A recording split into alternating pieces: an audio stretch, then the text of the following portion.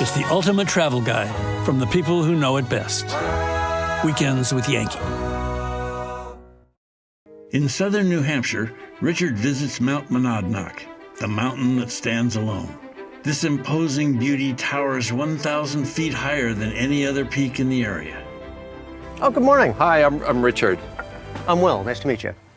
You're coming here for a hike today? Absolutely.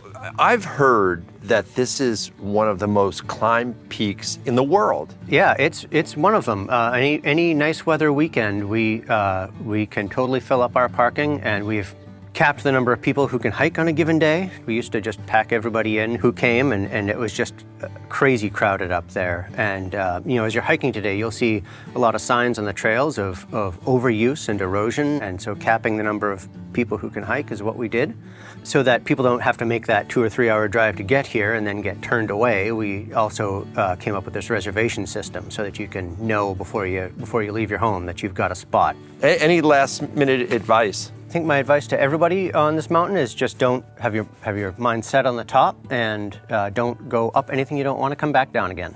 All right, that's always good advice on all mountains. Thank you very much. Have a great hike. Okay, thank you. Take care.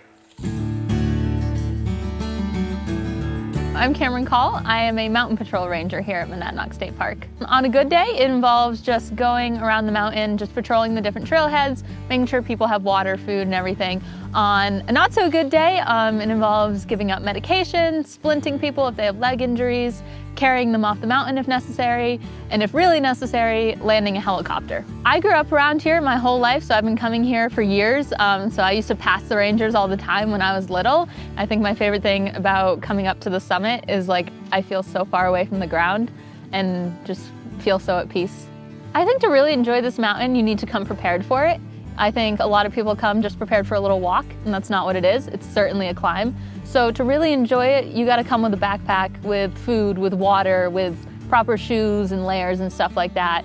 And I think if you come prepared, you'll get the most out of it and you'll have a really good time. Richard is joined on his climb by his friend Paul Giorgio. Paul's a seasoned climber, holding the record for climbing Mount Everest the most number of times without oxygen. You're a guy who goes to Everest, so the fact that you come here to Monadnock, there must be an attraction. Yeah, it's actually one of my favorite mountains. It's close by to my home. It's a straight up mountain, and can be done in less than a day easily. That's why I choose this one. What was the progression that got you to Mount Everest? This mountain, actually, Monadnock. And from there, I did a trek to base camp to see what the altitude would do to me. Then I decided I can go up. I've done 7 expeditions. I got 4 summits. Basically, all my summits have been without oxygen. All my climbs have been without oxygen. I got the 3 of those climbs, we specifically stayed away from the summit. We were very close, and I just chose not to go to the summit. I know there's a saying in mountaineering that the summit is optional, but getting down is mandatory. Yeah, it's absolutely it. Summit is optional, and people are knocking me because I didn't summit the other 3 times. And it didn't make a difference. It's just another notch. It's just getting down in one piece is most important. What's your fondest memory of Monadnock?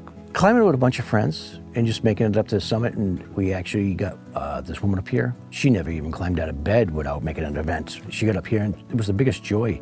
Everybody has an Everest, and Monadnock might be their Everest. This might be the only mountain in the world they climb. So never knock someone who does this. It's a special thing. I know you're a Red Sox fan. So tell me about one special climb that you had your sort of tribute to the Red Sox. Back in 2000, I put the Red Sox cap on the summit. That was all about trying to break the curse of the Bambino. And it was only my little personal thing, and it just took off like a wildfire. Shall we continue? How far into the climb are we? So we're just past halfway, and we've reached what we call first view. So this is the first spot where you get a great view of how far you've hiked. Wow, it's spectacular, actually. I have to admit, there were sections on there, the scrambles, that, I needed 3 points of contact. Yep.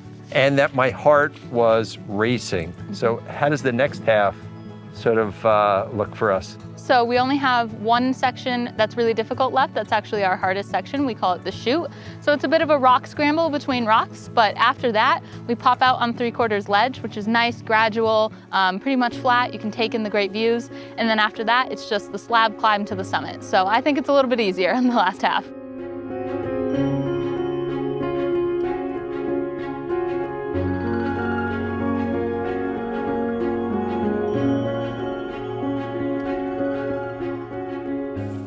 You know, it's starting to get a little chilly. I think I'm gonna throw my jacket on. You know, I'm glad it's not that cold where I can't use my hands, because sometimes you get in these winter conditions and when you can't feel your fingers, you know, the simplest of things becomes really tough. Okay, there we go. Much better.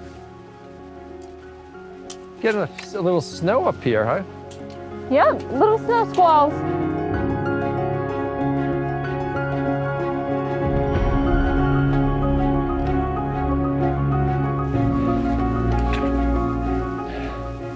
We're getting close. I'm feeling a peak somewhere around here.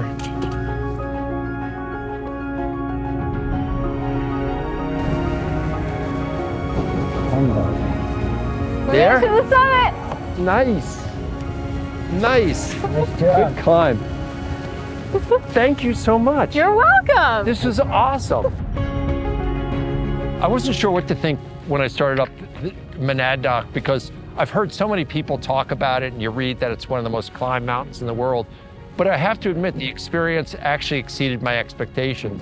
And I think one of the reasons is that when you are in New England and you have the ability to be above the tree line and have this kind of 360 view, it's something special. And I think it's one of the simple joys that the outdoors brings to you, that anybody, you know, whether you're rich or poor, young or old, can come here and have a world-class experience. So Monadnock, it's now turning into a special place for me.